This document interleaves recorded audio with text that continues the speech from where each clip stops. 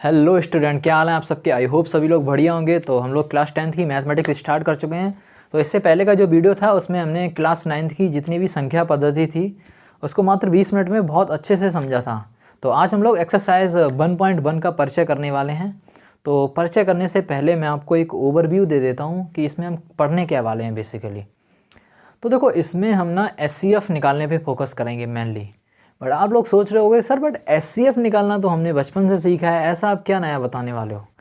तो देखो, हम इसमें ना SCF निकालने की एक नई तरीका सीखेंगे। यूक्लिड प्रमेय द्वारा SCF निकालना सीखेंगे।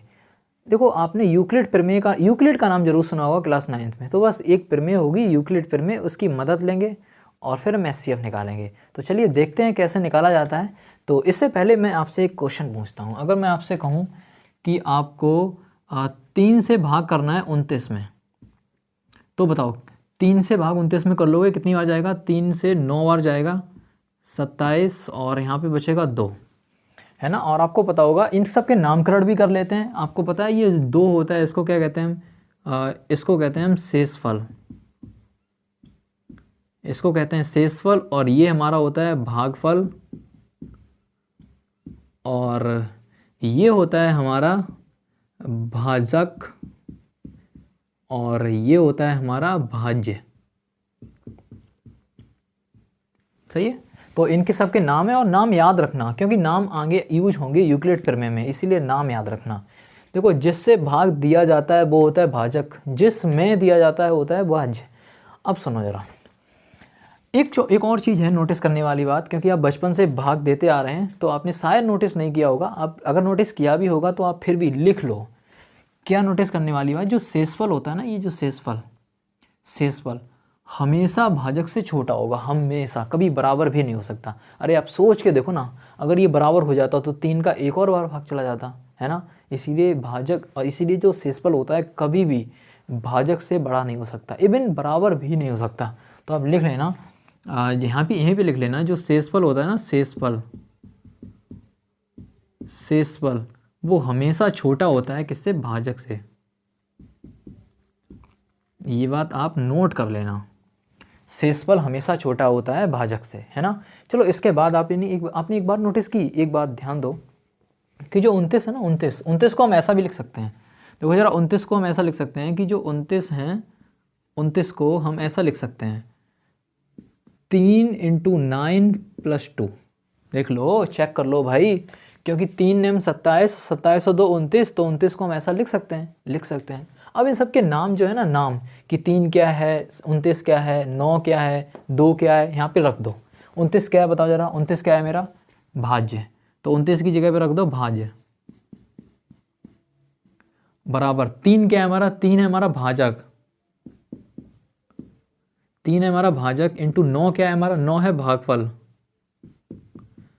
9 क्या है भागफल, और प्लस 2 क्या है हमारा, 2 है मेरा शेषफल, 2 क्या है शेषफल। तो सुनो, ये तो सुना लग रहा है कि भाज्य बराबर भाजक गुणे भागफल प्लस शेषफल। बस कुछ नहीं है, अगर आपने पहले सुना है बस इसी का नाम है, यही है यूक्लिड प्रमेय, और कुछ भी नया नहीं है, यही है यूक्लिड प्रमेय। तो देखो, 29 को मैंने ऐसा लिखा था, और इनके सबके नाम रखने पर हमें प्राप्त हुआ भाज्य बराबर भाजक गुणे भागफल प्लस शेषफल। मतलब इनके भाज्य के और भागफल के, शेषफल के और भाजक के, इनके बीच एक संबंध प्राप्त होगा। तो बस यही है हमारी यूक्लिड प्रमेय, और इसी प्रमेय का यूज करके हम लोग HCF निकालेंगे। देखना जरा कैसे निकालेंगे। तो इससे पहले मैं चाहता हूँ आप लोग अभाज्य गुणनखंड की मदद से HCF निकालो। कैसे, जरा मैं एक एग्जाम्पल ले रहा हूँ। एग्जाम्पल क्या है मेरा कि आपको 81 और 54, ये 2 संख्याएं आपके पास, इनका HCF निकालिए। लेकिन आपको अभी यूक्लिड प्रमेय का यूज नहीं करना है, आपको सिर्फ अभाज्य गुणनखंड मेथड का यूज करना है, जो आप लोग ऑलरेडी बचपन में करते आ रहे हो। तो उसकी मदद से आप लोग HCF निकालिए। तो वो बहुत सिंपल है। 81 का हम क्या करते हैं, सबसे पहले गुणनखंड। तो देखो 81 के गुणनखंड क्या आएंगे, तो 81 के जो गुणनखंड होंगे, सबसे पहले ये 3 से कटेगा, है ना। छोटे से ही छोटी संख्या से काटना, 9 से मत काट देना, क्योंकि अभाज्य गुणनखंड करने वाले हैं। मतलब जितने भी इसके गुणनखंड आएंगे वो सब अभाज्य संख्याएं होनी चाहिए। तो सबसे पहले देखो 3 से काटेंगे, 3 से कितनी बार कटेगा ये 27 बार, 27 भी 3 से कट जाएगा कितनी बार 9 बार, फिर 9 भी 3 से कट जाएगा कितनी बार 3 बार, ऐसे ही 3 भी 3 से कट जाएगा 1 बार। इसके बाद 54 के फैक्टर करेंगे, देखो ज़रा 54 है ना, 54 के फैक्टर कितने होंगे, ये तो 2 से ही कट जाएगा पहली बात तो, 2 से 27 बार, उसके बाद 27 तो 3 से ही कटेगा आपको पता है 9 बार, 9 भी 3 से कटेगा 3 बार, फिर 3 से कटेगा 1 बार। तो 81 और 54 दोनों के हमने फैक्टर कर लिए, एक बार लिख लेते हैं। तो जो 81 है ना इसके फैक्टर कितने आए 3 4 बार आए ना, 3 4 बार है ना, 3 4 बार। ऐसे देखो ऐसे ही 54 के फैक्टर कितने आए, 54 के फैक्टर आए हैं 3 बार आए और 1 बार 2 आया, तो 2 इंटू 3 इंटू 3 इंटू 3, तो 81 और 54 दोनों के फैक्टर पता चल चुके हैं। अब SCF निकालना बहुत आसान है। SCF कैसे निकालते हैं, दोनों के जो गुणनखंड आए ना फैक्टर आए हैं उनमें से कॉमन देख लेते हैं क्या क्या आ रहा है, वही हमारा SCF होता है। तो कॉमन देखो यहाँ पे 3 है 3 बार, यहाँ पे भी है 3 बार, इवन 4 बार है लेकिन यहाँ तो नहीं है ना, तो इसीलिए कॉमन क्या आएगा, ये वाले 3 कॉमन आ जाएंगे, तो हमारा यही SCF कहलाएगा। तो SCF means highest common factor, maximum आप कॉमन क्या क्या ले सकते हो, तो मैक्सिमम आप यही कॉमन ले सकते हो। तो कितना आएगा 3 इंटू 3 इंटू 3, यानी आएगा ये 27। तो SCF कितना निकला 27। इस SCF को आप याद रखना क्योंकि यही SCF अभी हम लोग यूक्लिड प्रमेय का यूज करके निकालने वाले हैं। तो अभी आप इसको नोट करो, उसके बाद हम लोग यूक्लिड प्रमेय का यूज करेंगे SCF निकालने के लिए। तो चलिए देखो क्वेश्चन क्या लिखा हुआ है, हमारा क्वेश्चन लिखा हुआ है कि यूक्लिड प्रमेय का प्रयोग करके 81 और 54 का SCF निकालिए।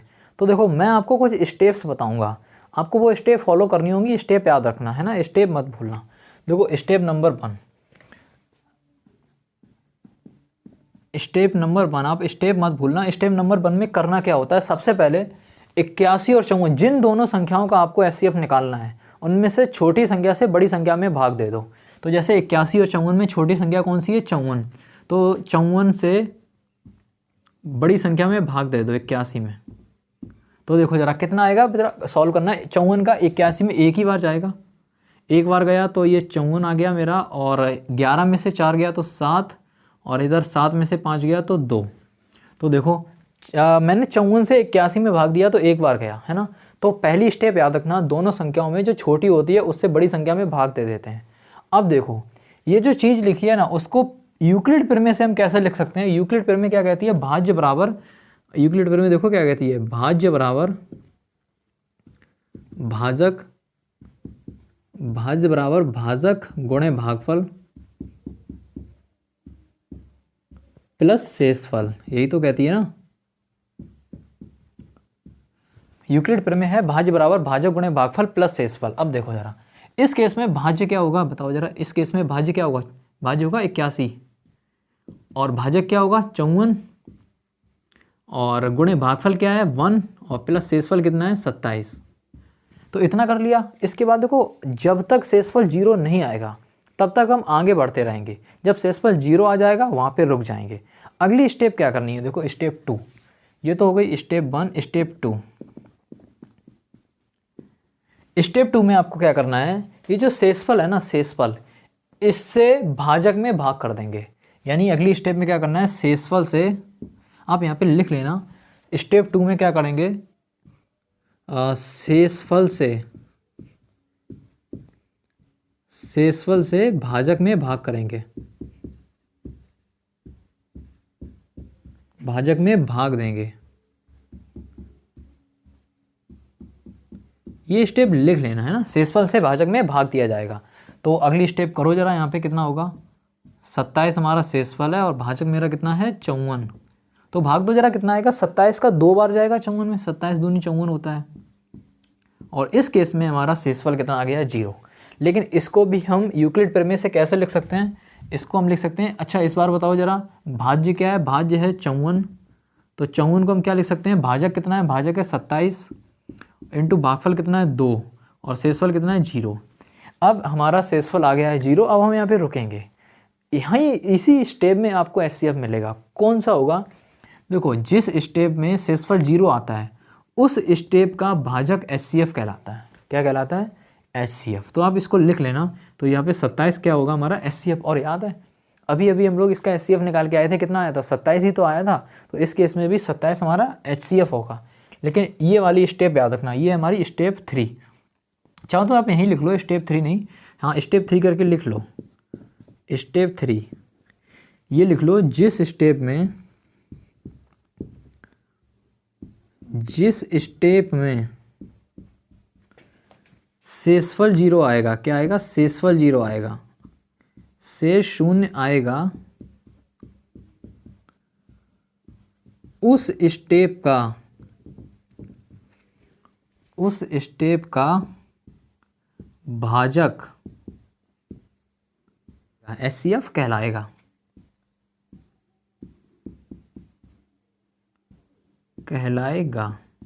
सही है। तो जिस स्टेप में शेषफल 0 आ जाएगा उस स्टेप का भाजक शेषफल मेरा HCF होगा, है ना। तो HCF आई होप आप समझ गए होंगे ये प्रमेय कैसे यूज करनी है। अभी एक और एग्जांपल लेंगे, उससे और अच्छे से क्लियर हो जाएगा। पहले आप इतना नोट कर लीजिए।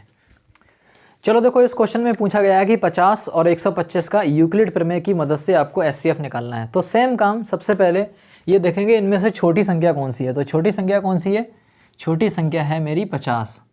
तो 50 से 125 में भाग देंगे तो कितनी बार जाएगा, तो ये जाएगा 2 बार। तो कितना आएगा, ये 100 और यहाँ पर शेषफल कितना बचेगा, 25, है ना। तो अब हम यूक्लिड प्रमेय की मदद से भाज्य बराबर भाजक गुणे भागफल प्लस शेषफल का यूज करके इसको कैसे लिखेंगे। तो 125 हमारा क्या है, 125 है हमारा भाज्य। तो 125 को हम कैसे लिखेंगे, 125 को लिखेंगे भाज्य बराबर भाजक, भाजक क्या है 50, गुणे भागफल कितनी बार भाग गया, 2 बार, प्लस शेषफल कितना है हमारा 25। तो मैंने भाज्य बराबर भाजक गुणे भागफल प्लस शेषफल यूज किया और मैंने 125 को 50 × 2 प्लस 125 लिख दिया। अब देखो अभी क्या मेरा शेषफल 0 नहीं आया, इसीलिए इस स्टेप के आगे बढ़ना पड़ेगा हमको। आगे कैसे बढ़ेंगे, अगली स्टेप में क्या करेंगे, हम 25 से 50 में भाग देंगे। हमने बोला ना शेषफल से भाजक में भाग दिया जाता है, तो 25 से 50 में भाग देंगे। तो बताओ जरा कितनी बार जाएगा, 25 से 50 में 2 बार जाएगा भाग। अब यहाँ पे कितना आ गया, शेषफल 0। तो हम इसी स्टेप पे रुक जाएंगे। तो मेरा अब की बार इस केस में ज़रा बताना भाज्य क्या है। इस केस में मेरा भाज्य है 50, भाजक 25। तो इसीलिए यूक्लिड प्रमेय कैसे लगेगी यहाँ पर, भाज्य बराबर भाज्य मेरा 50 है बराबर भाजक कितना है 25 गुणा कितनी बार, भागफल कितना है 2 बार, 2 बार भाग गया ना 2, प्लस शेषफल कितना है 0। अब हम इस स्टेप पर रुक जाएंगे। अब क्योंकि हम जानते हैं जिस स्टेप पर शेषफल 0 आया उसी स्टेप का भाजक हमारा HCF होता है। तो यहाँ पर इस केस में ये जो स्टेप है ना, इसमें शेषफल 0 आया है, इसीलिए हमारा HCF कितना होगा, HCF होगा हमारा 25। इसको आप वेरीफाई भी कर सकते हैं हम लोग अभाज्य गुणनखंड मेथड यूज करके, वही लंबे वाले गुणनखंड करके, उसके मदद से आप वेरीफाई कर सकते हो HCF हमारा 25 ही आएगा। ठीक है, तो आप ये एग्जांपल से शायद समझ गए होंगे कि हम यूक्लिड प्रमेय की मदद से HCF कैसे निकाल सकते हैं। इतना ही काफ़ी है, क्योंकि देखो मैं आपको एक बात बताऊँ, ये जो यूक्लिड प्रमेय है ना पहले सिलेबस में थी हाई स्कूल की, अब वो सिलेबस में नहीं है। लेकिन मैंने नॉलेज के लिए आपको बता दिया, जो सिलेबस में है वो अब मैं पढ़ूंगा, है ना। तो सबसे पहले आप इसको नोट कर लो, जो आप सिलेबस में है वो स्टार्ट करूँगा, ठीक। तो उस पर आप ज़्यादा फोकस करना, इसको भी समझ लेना, ऐसा नहीं है समझना नहीं है। अरे कल को किसी ने पूछ दिया तो क्या बताओगे, तो इसलिए समझ लो, सिलेबस में नहीं है तब भी, अब जो सिलेबस में है वो अभी पढ़ते हैं, पहले इसको नोट करो। तो चलिए देखो, आपके सामने ये 3 क्वेश्चंस लिखे हुए हैं, आपको इन तीनों क्वेश्चन में HCF निकालना है। और HCF आपको अभाज्य गुणनखंड विधि का प्रयोग करके निकालना है। मतलब यूक्लिड आप छोड़ो, यूक्लिड जितना पढ़ा था वो सिलेबस में है भी नहीं, और आप उसको अभी छोड़ो। अब हम एक तरीके से नई तरीके से स्टार्ट करते हैं जो सिलेबस में है। तो इन तीनों सवालों का आपको HCF निकालना है अभाज्य गुणनखंड विधि यूज करके, वही लंबा वाला मेथड जो बचपन से करते आ रहे हैं। तो करेंगे क्या, सबसे पहले जो 18 और 75 में 18 के गुणनखंड कर लेंगे। तो 18 के गुणनखंड कितने होंगे, सबसे पहले तो ये 2 से कट जाएगा 9 बार, फिर 9 3 से कट जाएगा 3 बार, ऐसे ही 3 भी कट जाएगा 1 बार, और ऐसे ही ये जो 75 है इसके भी गुणनखंड कर लो ज़रा। ये सबसे पहले 3 से कटेगा 25 बार, है ना, फिर ये 5 से कटेगा 5 बार, और इसी तरीके से ये 5 भी 1 बार कट जाएगा 5 से। तो 18 के गुणनखंड क्या आ गए, 18 के आए हैं 2 × 3 × 3। ऐसे ही 75 के कितने आए हैं, 75 के आए हैं 3 इंटू 5 इंटू 5। तो अब देखो जरा HCF क्या होता है, कॉमन, इन दोनों में कॉमन क्या आ रहा है, तो HCF हमारा क्या होगा, दोनों में 3 ही कॉमन आ रहा है, देखो और कुछ तो आ नहीं रहा है ना, 3 कॉमन आ रहा है, तो HCF कितना होगा हमारा 3। सही है, तो इसका HCF निकाल लिया। इसी तरह इसका भी HCF निकालो। इसका HCF 45 के गुणनखंड करो जरा, आप 45 के करोगे तो आएगा, सबसे पहले ये 3 से कटेगा, 3 से कितनी बार कटेगा, 15 बार, 3 से फिर से 15 कट जाएगा, कितनी बार, 5 बार। अब ये 5 से कट जाएगा 1 बार। और तो 45 के भी गुणनखंड हम लिख ही लेते हैं, कितने आ रहे हैं, 3 गुणा 3 गुणा 5। इसी तरीके से 20 के गुणनखंड करो जरा, 20 के कितने होंगे, 20 के सबसे पहले तो ये 2 से कट जाएगा, 2 ढाई 20, और 10 कितनी बार, 2 पंजे 10, ऐसे ही 5 एकम 5, तो 20 हो जाएगा 2 इंटू 2 इंटू 5। अब इन दोनों का HCF बताओ कितना आएगा, HCF कितना आएगा, इसका दोनों का HCF देखो जरा, केवल 5 ही आएगा, सिर्फ 5 कॉमन है, तो 5। सही है। अब देखो इसका भी HCF निकालो। इसका HCF कितना आएगा, सबसे पहले तो 4 के फैक्टर करेंगे, 4, इतना लंबा क्यों कर दिया यार, 4 के ही तो करने हैं, 4 के करो, 4 के हो जाएंगे, 2 से कट जाएगा, 2 दूनी 4, 2 एकम 2, है ना, तो 4 के कितने हो गए, 4 के हो गए 2 इंटू 2। ऐसे 18 के कर लो, 18 के तो अभी कर ही चुके हैं ना, कितने आ गए, 2 की 9 बार जाएगा, ये 3 से 3 बार, ये 3 से 1 बार, तो 18 के आ गए हैं 2 इंटू 3 इंटू 3। तो बताओ HCF कितना आ रहा है, HCF वो कितना आ रहा है, HCF इसमें से सिर्फ 2 आ रहा है, क्योंकि 2 ही तो कॉमन आ रहा है, 2। मैं चाहता हूँ आप लोग HCF के साथ साथ LCM भी निकाल लो। तो इस केस में LCM बताओ जरा कितना आएगा, LCM जरा देखो कितना आएगा, जो कॉमन आता है वो और जो बचता है वो। तो कॉमन क्या आ रहा है, सबसे पहले कॉमन तो 2 आ गया, अब बचा क्या, देखो यहाँ पे बचा है 2 और 3 और 3, तो कितना बचा, 2 इंटू 3 इंटू 3। तो देखो जरा इसको सॉल्व करना, कितना आएगा, 2 दूनी 4, 4 3 12, और 12 3 36, 36 आया है ना, LCM कितना आया, 36। अब यहाँ पे देखो, यहाँ पे LCM कितना आएगा, यहाँ पे कितना आएगा LCM, यहाँ पे देखो कॉमन क्या आ रहा है, 5, सिर्फ 5 ही कॉमन आ रहा है, 5।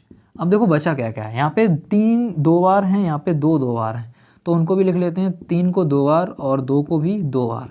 तो इनका गुणा करो, कितना आएगा, 5 3 15, 15 3 45, 45 दूनी 90, और 90 दूनी 180, तो ये कितना आ जाएगा, 180, है ना। तो LCM यहाँ पे कितना आ गया, 180। इस केस में ज़रा देखो कितना आएगा LCM आएगा यहाँ पर, 3 तो कॉमन आ गया, बचा क्या यहाँ पे, 1 2 बचा और 1 ये 3 बचा, तो 2 इंटू 3 इंटू यहाँ पे 5 2 बार बचा, 5 इंटू 5। लो आपने HCF निकाल लिया, LCM निकाल लिया, यहाँ पे HCF निकाल लिया, LCM निकाल लिया, और यहाँ पे भी HCF निकाल लिया और LCM निकाल लिया। ये सब मैं क्यों करवा रहा हूँ, LCM HCF तो आते हैं, फिर क्यों करवा रहा हूँ, ध्यान देना, ये मैं क्यों करवा रहा हूँ, सुनो। अब आप एक काम करो, थोड़ा सा काम करो कि HCF और LCM का गुणा कर दो। आप क्या कर दो, यहाँ पर LCM गुणा HCF कर दो, तो कितना आएगा जरा बताओ, LCM कितना है 2 और HCF कितना है 36, तो यहाँ पे आप बराबर में लिख दो 2 गुणा 36, और आपको पता है 2 गुणा 36 कितना होता है, 72, है ना। एक और काम साथ में करो, साथ में क्या काम करो, जो संख्याएं, जिन संख्याओं का HCF और LCM निकालना था उन संख्याओं का भी आपस में गुणा कर दो। तो इधर करो जरा, संख्याओं का गुणनफल, देखते हैं संख्याओं का गुणा कितना आ रहा है, संख्याओं का गुणा या संख्याओं का गुणनफल, देखो कितना आएगा। संख्या मेरी है 4 इंटू 18, अरे 4 गुणा 18 कितना आएगा, 4 गुणा आएगा 18, 4 गुणा 18 आएगा 72।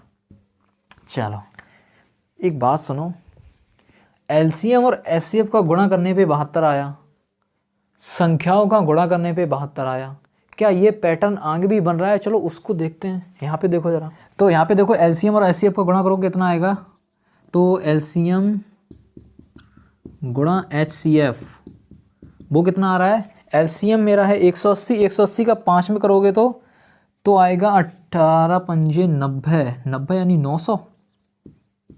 देख लेना भाई, LCM इंटू HCF इस केस में कितना आ रहा है, 900। संख्याओं का गुणा करना यहाँ पे, यहीं पे कर दे रहा हूँ मैं, संख्याओं का गुणा संख्याओं का गुणा,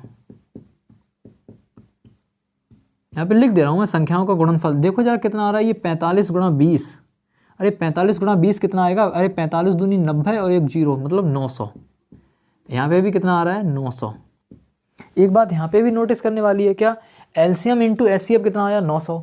और संख्याओं का गुणनफल भी कितना आया? 900। सही है। क्या ये पैटर्न यहाँ पे भी फॉलो हो रहा है? यहाँ पे देखो इस सवाल में क्या है, इस सवाल में आप एलसीएम और इंटू एचसीएफ का गुणा करना, जरा कितना आएगा?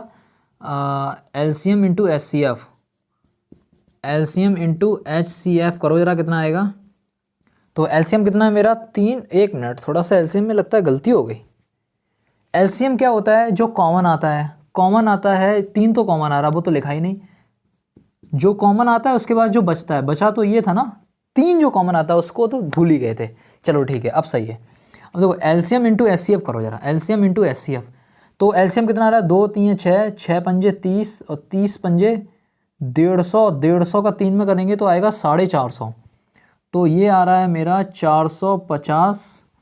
तो 450 का 3 में गुणा होगा तो एलसीएम इंटू एचसीएफ कितना होगा? 450 इंटू 3, यानी ये आएगा मेरा 1350। सही है, 1350। अगर आपको नहीं दिख रहा है तो जो मैं बोल रहा हूँ ना उसकी मदद से लिख लेना, 1350। तो अब इनकी संख्याओं का गुणा करना जरा। संख्याओं का गुणा कितना आएगा? संख्याओं का गुणा आप लिख लेना यहाँ पे, संख्याओं का गुणा। तो 18 का 75 में कर लेना इधर साइड से, 18 इंटू 75। तो 18 पंजे 90, 90 की जीरो हासिल 9, 18 सत्ते 126, 126 और 9 135। तो ये लो संख्या को गुणा भी 1350 आ गया। अब सुनो जरा, आपने एक पैटर्न बनते हुए देख लिया। क्या देख लिया? कि जब दो संख्याओं का हम एलसीएम और एचसीएफ निकाल रहे थे, निकालने के बाद एलसीएम और एचसीएफ का गुणा वही आ रहा है जो उन दोनों संख्याओं का गुणा आ रहा है। यानी यहाँ से मैं एक चीज़ लिखूँगा, एक फार्मूला टाइप का बनेगा वो लिखूँगा। लेकिन उससे पहले आपको ये समझ में आ गया कि जिन दो संख्याओं का हम एलसीएम और एचसीएफ निकाल रहे थे, तो एलसीएम और एचसीएफ का गुणा हमेशा उन दोनों संख्याओं के गुणा के बराबर होता है। ये बात हमने 3 सवालों से नोट कर ली है ना। तो आप इसको नोट कर लो, उसके बाद हम एक फार्मूला तरीके लिखेंगे। फार्मूला आप जानते होंगे वो फार्मूला, लेकिन फिर भी आपने कैसे आया है वो देख लिया ना, तो वही लिखूँगा। पहले आप इसको नोट कर लो। तो चलिए, अभी जो हमने एलसीएम और एचसीएफ निकाले थे संख्याओं के, वहाँ से हमने एक बार नोट की थी। क्या नोट की थी? कि एलसीएम और एचसीएफ उन संख्याओं का, एलसीएम और एचसीएफ का गुणा बराबर आता था उन संख्याओं के गुणा के। तो हम उसी बात को लिख लेंगे एक फार्मूले की तौर पे। क्या लिख लेंगे? कि एलसीएम गुणा एचसीएफ बराबर आता है किसके? पहली संख्या गुणा दूसरी संख्या, पहली संख्या गुणा दूसरी संख्या। सही है, यही बात हमने अभी अभी नोटिस की थी इतने सारे सवालों से। तो अब देखो ये बात आप नोट कर लेना, एक फार्मूले की तरह नोट कर लेना, क्योंकि इसका यूज करेंगे। इसका यूज कैसे करेंगे? कि अगर कभी भी आपको क्वेश्चन में एलसीएम और एचसीएफ दिया जाए और उन दोनों में से एक संख्या दी जाए, तो बची हुई दूसरी संख्या निकाल सकते हैं। अभी हम एक सवाल भी करेंगे उससे रिलेटेड, तो पहले आप इसको नोट कर लेना। और नोट करने के साथ साथ एक बात मैं बता दूँ, ये फार्मूला आप सिर्फ 2 संख्याओं के लिए यूज कर सकते हैं। मतलब अगर आपको कोई 3 संख्याएँ दी जाएँ और फिर कहा जाए एलसीएम एचसीएफ निकालने के लिए, तो आप इस फार्मूले की मदद से नहीं निकाल पाओगे। तो ये फार्मूला तभी वैलिड है जब आपके पास 2 संख्याएं हो, 2 से ज़्यादा हो तो आप यूज नहीं कर सकते। ठीक है, तो ये फार्मूला सिर्फ 2 संख्याओं के लिए वैलिड है। आप लोग लिख लेना अपनी कॉपी में नोट करके, है ना। एक और बात, बहुत काम की बात ये है, ये बात हम लिख दे रहा हूँ, आप लोग भी लिख लेना, बहुत काम की बात है। ठीक है, कि एलसीएम अभी अभी इतने जितने सवाल थे, जितने सवाल आप पीछे अगर आपने नोट किए होंगे तो आप सब देखना ज़रा, कि जितने क्वेश्चन थे उनमें एलसीएम हमेशा एचसीएफ से जाना आ रहा था। और ऐसा ही है, हमेशा, ये सत्य है, हमेशा एलसीएम हमेशा एचसीएफ से जाना ही होगा। तो आप लिख लो एलसीएम हमेशा एचसीएफ से बड़ा या बराबर होगा। कभी कभी बराबर भी हो सकता है, बड़ा या बराबर होगा। सही है, तो इसको हम शॉर्ट में लिखें तो एलसीएम ग्रेटर देन और इक्वल टू एचसीएफ। एलसीएम कभी एचसीएफ से छोटा नहीं हो सकता, कभी भी। ठीक है, तो आप ये बात नोट कर लो। और देखो जितना एक्सरसाइज 1.1 के इंट्रोडक्शन में था वो सब कुछ कर लिया है। अब थोड़े से उदाहरण कर लेते हैं जिससे कि हमें कॉन्फिडेंस आ जाए कि सवाल आखिर होंगे कैसे। ठीक है, तो चलिए आप इस चीज़ को नोट कर लो और जो मैंने बोला है वो ध्यान से नोट कर लेना। तो इसको नोट करने के बाद हम लोग एक दो एग्जाम्पल करते हैं। चलिए देखो आपके सामने दो क्वेश्चन लिखे हुए हैं। यदि दो संख्याओं का HCF तथा LCM क्रमशः 5 तथा 180 हो एवं उनमें से एक संख्या 20 हो तो दूसरी संख्या बताइए। तो ये क्वेश्चन हम लोग अभी जो फार्मूला पढ़ा है उसकी मदद से आसानी से कर सकते हैं। अभी फार्मूला क्या पढ़ा है? अभी आपने पढ़ा है कि LCM इंटू HCF क्या होता है? पहली संख्या इंटू दूसरी संख्या। ये फार्मूला पढ़ा है, इसकी मदद से हम कर सकते हैं। आपको पता है LCM कितना है? LCM है आपके पास 180 इंटू HCF कितना है? HCF है आपके पास 5 बराबर, जिनमें से पहली संख्या कितनी है? 20 है। चलो दूसरी संख्या जो नहीं पता है ना, जो निकालनी है, उसको हम x मान लेंगे। चलो मान लेते हैं x है, तो x का वैल्यू निकाल सकते हैं आप। 20 को इधर पहुंचा दो तो कितना हो जाएगा? 180 गुणा 5 बटे 20 बराबर x। तो इसे काट दो जरा, 0 से ये 0 कट जाएगा, ये 2 से 18 कट जाएगा 9 बार। तो यहाँ से x का मान कितना आएगा? 9 का 5 में करेंगे तो 45। x का मान कितना आया? 45। तो दूसरी संख्या कौन सी आ गई? 45। ये जो क्वेश्चन है, ये जो क्वेश्चन अभी जो 3 क्वेश्चन कराए थे ना, उनमें से लास्ट वाला क्वेश्चन था, आप चेक कर लेना, उसमें दूसरी संख्या 45 ही थी, तो आपको वेरीफाई हो जाएगा। तो इसीलिए आप ये फार्मूला आराम से यूज कर सकते हैं। अगर आपको दो संख्याओं का LCM HCF दिया जाए और एक संख्या दी जाए तो हम दूसरी संख्या निकाल सकते हैं, या इन 4 में से, ध्यान देना, या इन 4 में से कोई 3 चीज़ें दी जाएं, आप चौथी चीज़ आसानी से निकाल सकते हो इस फार्मूले की मदद से। चलिए दूसरा सवाल देखते हैं। दूसरे सवाल में क्या कह रहा है कि HCF आपको 50 दिया गया है, LCM 25 है, पहली संख्या 2 है, दूसरी संख्या निकालनी है। अगर आप इस वाले क्वेश्चन में LCM वाला ये वाला फार्मूला लगाओगे, ये वाला, तो देखो ज़रा आप लगाने की कोशिश करना। आप करोगे LCM, हमें पता है सभी ने अगर ट्राई किया ना 100% ये फार्मूला लगाया होगा। LCM इंटू HCF बराबर पहली संख्या इंटू दूसरी संख्या। ये आपने किया होगा, शौक से किया होगा, हमें पता है ना। लेकिन अभी मैंने एक बात बताई थी, वो शायद भूल भी गए होंगे। अभी क्या बताया था मैंने कि LCM हमेशा HCF से बड़ा होता है, लेकिन इस सवाल में देखो, इस सवाल में LCM क्या बड़ा है HCF से? अगर LCM बड़ा नहीं है HCF से तो आपने ये फार्मूला कैसे लगा दिया? इसलिए बोल रहा हूँ ध्यान देना। अगर आपने ये बात ध्यान रखी है तो बहुत अच्छी बात है, अगर नहीं ध्यान रखी है तो मैं बता रहा हूँ कभी कभी आपका टेस्ट लेने के लिए सवाल भी गलत दे देता है वो, तो इसीलिए ये सवाल ही गलत है ना। अरे मेरा पॉइंट ही सही नहीं हो रहा है यहाँ से। देखो हमने बताया कुछ था, सवाल में दे कुछ और दिया था, तो ये सवाल गलत है ना, क्योंकि देखो LCM छोटा है यार, LCM छोटा हो ही नहीं सकता कभी भी, है ना। तो देखो एक्सरसाइज 1.1 के परिचय से रिलेटेड जो भी क्वेश्चन हो सकते थे, जो भी कॉन्सेप्ट हो सकते थे, वो सभी ऑलरेडी हमने पढ़ लिए हैं। इसके बाद हम लोग जो अगले वीडियो में एक्सरसाइज 1.1 के क्वेश्चंस करेंगे।